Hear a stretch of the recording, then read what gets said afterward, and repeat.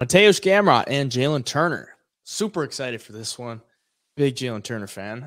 Plus 200 on him, minus 200 for Gamrot stepping in here in place of Dan Hooker. I think it was about, 2 weeks notice, 2 or 3 weeks notice. Yeah. For Gamrot. Over under 2.5 rounds, plus 140 for over, minus 140 for the under. Pretty exciting fight in the lightweight division. I'll let you go first. Yeah, no, Jalin Turner beat Brad Riddell early in that fight, which was kind of surprising to me at least. Beat Jamie Malarkey, who I don't think Jamie Malarkey's that good of a fighter, and then beat Uros Medic, who is 7-0 undefeated at the time. So Jalin Turner is scary for anybody he fights because of his size for that division. I mean, he's got to be, I believe he's the tallest dude in that division, correct? Yeah, he has to be. 6'3". I mean, 55. That's just ridiculous. Yeah, I mean, that makes it tough for anybody, really. And Gamrot looks super good in his fight against Arman Sarukian. Got that win. Close fight, but I mean, Sarukian's a stud. And then loses to Beneil Dariush. And I thought he was going to make that fight a little bit closer than it was. And I know Beneil's a stud, and Beneil's fighting Charles and could be next in line for a title shot with a win over Charles. But it made me a little bit concerned there that if you can't get takedowns on a guy like Beneil, I don't see you going in there and just striking Jalin Turner up or touching Jalin Turner up at all if you can't get those takedowns in that control time. And Jalen's obviously dangerous when guys do shoot takedowns and try to clinch and grapple because of his size, because of the length, long arms, long legs. He's hard to hit in the first place, but he can also snatch up that neck in a hurry like he did against Brad Riddell. And he caught that thing quick, and it was over before we know it. So Jalin Turner, maybe not the best fighter in the division, but definitely up there with the most dangerous. He can finish the fight by any means he wants.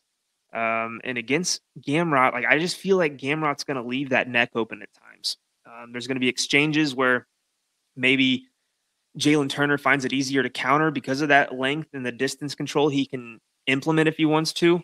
So overall, I'm going to lean Jalin Turner here for a little surprise win. I know he's got losses on his record, but just as of late, it seems like he's getting better and better each fight out. But overall, I think Gamrot's going to struggle with the size disadvantage, the reach disadvantage, and that height trying to get in close where he wants to win the fight. So I'm going to pick Jalin Turner here. I am too. If we look at Jalin Turner, I mean, the frame is insane, and the striking is, I think, one of the crispest strikers in 155. Like, you watch him hit people, he's super accurate, obviously got the long arms, and can hit you from a long ways away. Those kicks too, and if you're fighting a grappler, the best thing you can do is throw teep kicks up the middle, keep them away from you, use your length. I think he should be able to do that.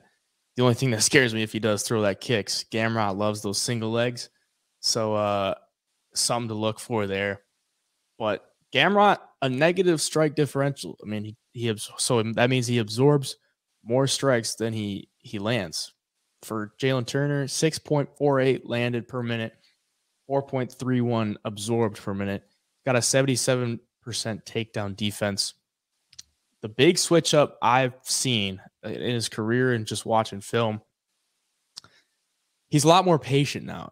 If we look at who he fought in the UFC, made his debut against Vicente Luque at 170, gets knocked out in the first round, wins against Callan Potter, knockout in the first round, and then his only other loss after that was a decision loss to Matt Frivola. If you watch that fight, he's piecing Matt Frivola up like on the feet, and then he would get a little excited when he's about to get that finish, get a little too close. Matt Frivola would be able to clinch him, get takedowns, and just ultimately get to safety. After that, look at his knockouts and his submissions after that, because I mean, he likes to hit you and then get you wobbled and take the neck as well. Whenever he gets you rocked, like, he doesn't get that same excitement. He just he'll be piecing dudes up from the outside and have like the same expression on his face. Like, he's just land. Super accurate dude. And I think that's the biggest thing. Like, that's why he's on this 5-fight win streak, because he just stays patient and doesn't – he gets the finishes, but he doesn't, like, seek them, doesn't start throwing wild, because that's one of his best abilities is his accuracy. And if he starts throwing wild and stuff, that's not a good look for him.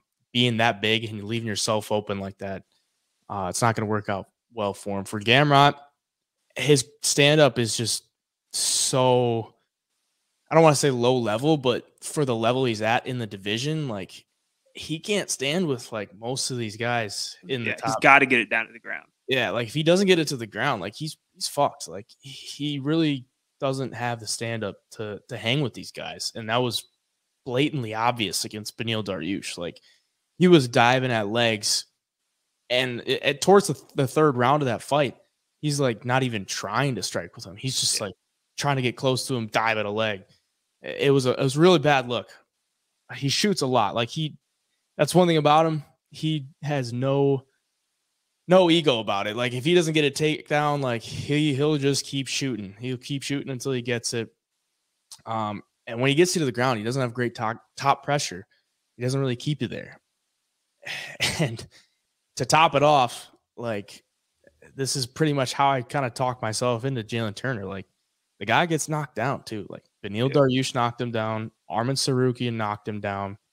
Guram Kutateladze knocked him down. So, I mean, he leaves himself open on the feet too.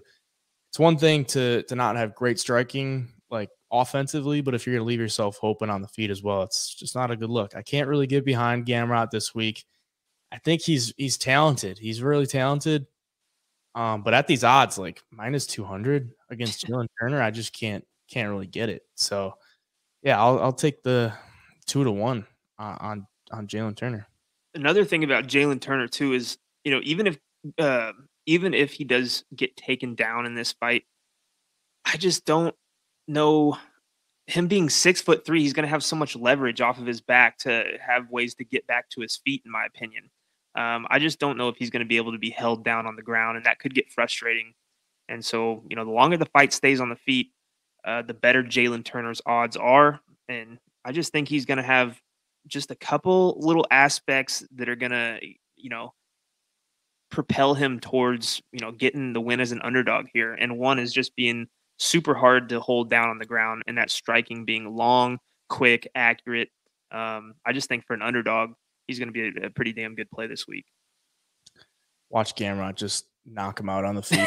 Just talked about that. I really don't see it happening. I don't see it happening. I really hope not. But